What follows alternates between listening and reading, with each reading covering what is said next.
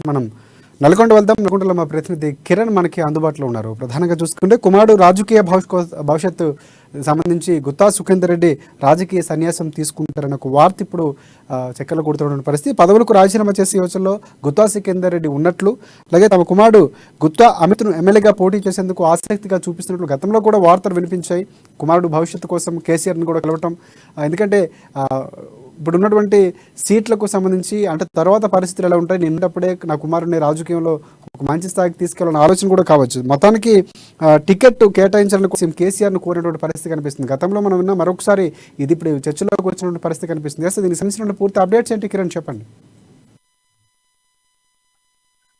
రాజశేఖర్, ఇక నల్గొండ జిల్లా ఉమ్మడి నల్గొండ విషయానికి వచ్చినట్టయితే శాసన మండలి చైర్మన్ గా ఉన్నటువంటి గుత్తా సుఖేందర్ రెడ్డి తన కొడుకు రాజకీయ భవిష్యత్తు కోసం ఆలోచన చేస్తున్నట్టుగా తెలుస్తుంది. ఎందుకంటే గత 40 సంవత్సరాలుగా రాజకీయ జీవితంలో ఉన్నటువంటి గుత్తా సుఖేందర్ రెడ్డి ఇప్పుడు తన కొడుకు గుత్తా అమిత్ ను ఎమ్మెల్యేగా పోటీ చేపించి ఎక్కడి నుంచైనా తన యొక్క రాజకీయ భవిష్యత్తుకు బీటలు వేసేందుకు గుత్తా సుఖేందర్ రెడ్డి పావులు కలుపుతున్నట్టుగా తెలుస్తుంది. అందులో భాగంగానే నిన్న ఒక మీడియా చిట్ చాట్ లో మాట్లాడుతూ వచ్చే ఎన్నికల్లో తాను పోటీ చేయబోనని, ఒక నమ్మరానికి టికెట్ ఇచ్చినట్లయితే గెలిపించుకొని తీరుతానని ఆయన వ్యాఖ్యానించినట్టు తెలుస్తుంది. తన కుమారుడి రాజకీయ భవిష్యత్తు కోసం అవసరమైతే పదవులకైనా రాజీనామా చేశాను అని ఆ మీడియా చాట్ లో చెప్పినట్టుగా తెలుస్తుంది. ఏదేమైనప్పుడు కూడా గత కొద్ది నెలలుగా గుత్తా సుఖేందర్ రెడ్డి కొడుకు గుత్తా అమిత్ తన తాతగారి పేరు మీద గుత్తా వెంకరెడ్డి మెమోరియల్ ట్రస్ట్ పేరు మీద సామాజిక కార్యక్రమాలు నిర్వహిస్తూ ఇటు నిరుద్యోగ పోలీసు యువకులు శిక్షణ ఇప్పించడంలోనూ, నిరుద్యోగులకు ప్రత్యేక క్లాసులు శిక్షణ కోచింగ్ ఇప్పించడంలోనూ గత 6 నెలలుగా ఆయన సామాజిక కార్యక్రమాలు చేస్తూ రాజకీయ రంగ ప్రవేశం కోసం ఆయన ఊహిల్లుతున్నారు. మొత్తానికి ఆయన నల్గొండ నియోజకవర్గం కానీ, మునుగోడు నియోజకవర్గం కానీ, ఈ 2 నియోజకవర్గాల్లో ఏదో ఒక చోట పోటీ చేసేందుకు పావులైతే కలుపుతూ ప్రతినిత్యము ఈ 2 నియోజకవర్గాలు అతను పర్యటిస్తూ ఉన్నాడు. అయితే 40 సంవత్సరాలుగా గుత్తా సుఖేందర్ రెడ్డి ఎంపీగా, ఈ ప్రస్తుతం శాసన మండలి చైర్మన్ గా ఆయన అనేక పదవి బాధ్యతలు నిర్వహిస్తూ మరొక కొద్ది కాలంలో ఏదైతే 5-6 నెలల్లో ఎలక్షన్ రాబోతున్నాయో ఎలక్షన్ లోపు తన కుమారునికి టికెట్ ఇప్పించుకొని అది గెలిపించుకో పనిలో అతను పడ్డట్టుగా తెలుస్తుంది. అదే విధంగా రాబోయే ఎన్నికలో తాను పోటీ చేయబోనని ఖచ్చితంగా చెప్పడంతో ఒక్కసారిగా జిల్లా రాజకీయాలు వేడెక్కాయి. ఎందుకంటే గత కొద్ది రోజులుగా చూస్తున్నట్టయితే ఇటు కాంగ్రెస్, బీఆర్ఎస్, ఇటు బీజేపీ 3 పార్టీలన్నీ కూడా రానున్న ఎలక్షన్ల దృష్టిలో పెట్టుకుని పావులు కలుపుతున్నాయి. ఇప్పటికే గత కొద్ది రోజులుగా బీజేపీ ఏదైతే దూకుడు ఉంటుందో అది కర్ణాటకలో కాంగ్రెస్ పార్టీ విజయం సాధించిన తర్వాత బీజేపీలోకి వలసలు అనేవి ఆగిపోయాయి. ఆ తర్వాత కాంగ్రెస్ లోకి ఏదైతే వలసలు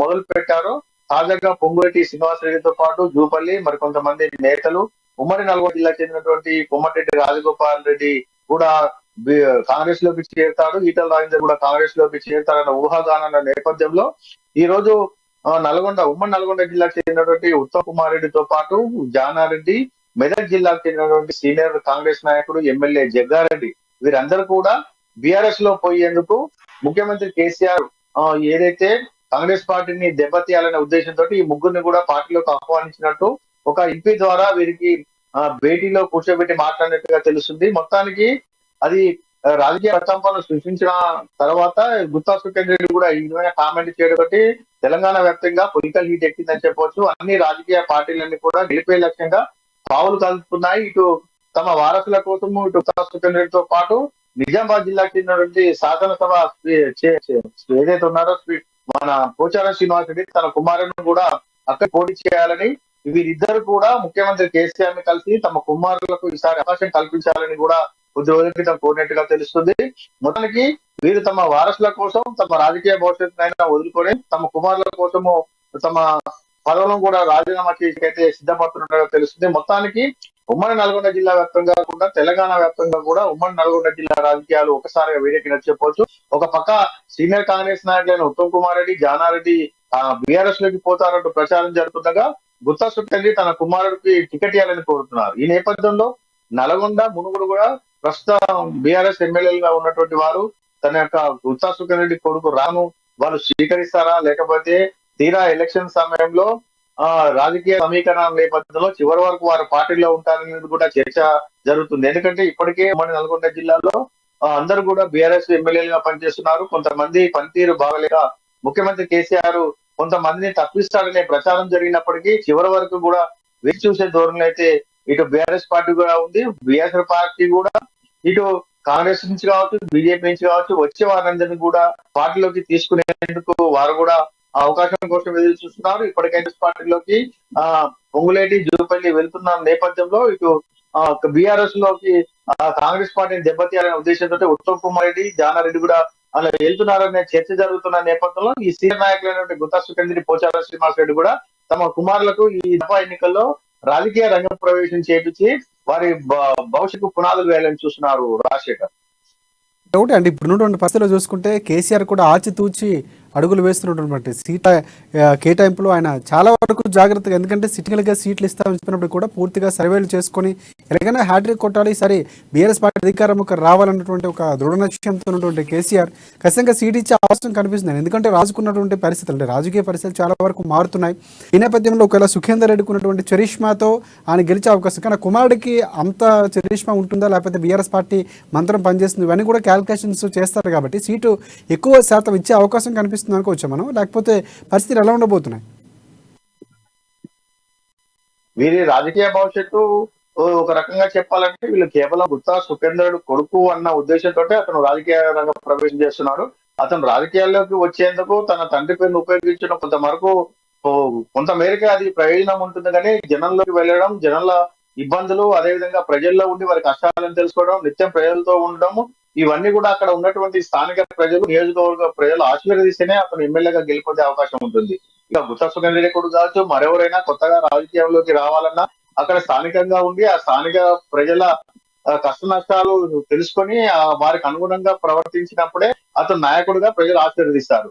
అలా కాకుండా రాత్రి టికెట్ తెచ్చుకున్నంత మాత్రాన ప్రజలు ఆశీర్వదించాలన్న నమ్మకం ఏం లేదు. కాకపోతే తన తండ్రి సీనియర్ నాయకుడుగా అక్కడ ఉన్న కొంతమంది ప్రజలకు, అక్కడ నాయకులకు పరిచయం ఉన్నప్పటికీ కూడా గెలుపు బాధ్యతను అంత ఈజీగా మనం తీసుకోలేము. ఎందుకంటే తండ్రి యొక్క కుమారుడు అన్న ఒక ప్రజలకు తెలిసేంత వరకు ఉపయోగపడుతుంది, కానీ అతను అక్కడ గెలవాలంటే తీరా కష్ట నష్టాలకు లోబడి ఉంటుంది. ఎందుకంటే ఇప్పటికే కాంగ్రెస్ బీఆర్ఎస్ లో ఉమ్మడి నల్గొండ రైట్. ఒకటి ఇంకోటి కిరణ్, ప్రధానంగా చూసుకుంటే అంటే కేసీఆర్ నుంచి ఎలాంటి సమాధానం వచ్చింది, ఏమైనా వార్తలు ఏమైనా మనకు వినిపిస్తున్నాయంటే ప్రధానంగా కేసీఆర్ కూడా ఏదో ఒకటి చెప్పే ఉంటాడు, అంటే సీనియర్ చాలా ప్రీతిపాత్రుడైనటువంటి నాయకుడు కాబట్టి ఖచ్చితంగా ఏదో ఒక సమాధానం ఆయన, ఎందుకంటే ఎన్నికలు కూడా దగ్గరలోనే ఉన్నాయి, మనకు చాలా సమయం కూడా తక్కువ ఉన్నటువంటి నేపథ్యంలో ఎలాంటి మాట చెప్పే, అంటే ఎలాంటి సమాధానం చెప్పారనే దానికి సంబంధించిన సమాచారం ఏమైనా ఉందా?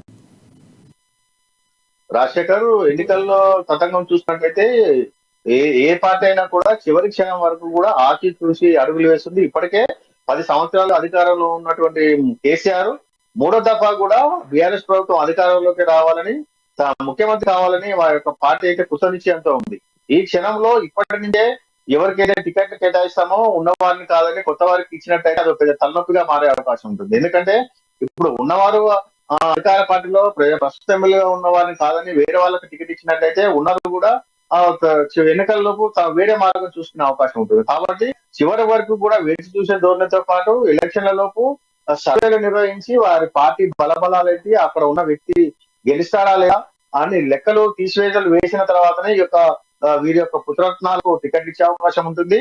మొత్తానికి ఎన్నికలు రేపు నామినేషన్ వేసే వరకు కూడా ఎలక్షన్ల పర్వం అయితే ఉత్కంఠగానే కొనసాగుతుంది. చివరి నిమిషంలో ఏదైనా జరిగితే తప్ప వారికి టికెట్ ఇచ్చే అవకాశం ఉన్నా లేకపోయినా చివరి నిమిషంలో తెలుస్తుంది. కాకపోతే వీళ్ళు పట్టుకెళ్ళి అన్ని కాంగ్రెస్, టీడీపీలో ఉన్నటువంటి గుత్తా సుఖేంద్ర సీనియర్ నాయకుడు కావడము, వీళ్ళు కేసీఆర్ కు ఉన్నటువంటి చొరవతో తమ కుమారులకు టికెట్ ఇవ్వాలనే విషయం చెప్పినా కూడా ఇప్పటి వరకు అయితే ఆయన నోటి నుండి నేను పలానా వారికి టికెట్ ఇస్తాను, రానున్న ఎలక్షన్ లో పంచోట కుమారులు పోటీ చేయాలనేది మాత్రం ఎక్కడ కూడా రాలేదు.